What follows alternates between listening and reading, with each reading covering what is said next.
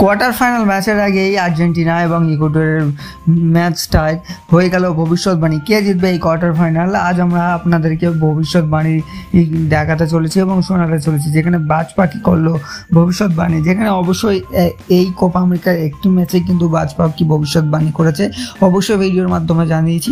এছাড়া quarter final match অর্থাৎ knock out match আর বাজ পাখির ভবিষ্যৎ হবে না এটা দেখা যায়।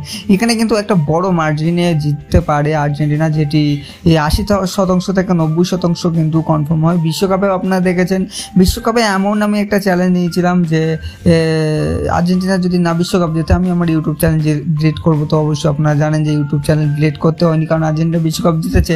ঠিক তেমনই কিন্তু ইকুয়েডরের বিপক্ষেও আর্জেন্টিনা 2-0 জিততে চলেছে বাজ পাখির এর ভবিষ্যৎবাণী অর্থাৎ প্রেডিকশন অনুযায়ী। তো ইকুয়েডর 0 এবং আর্জেন্টিনা 2 অবশ্যই জিতবে।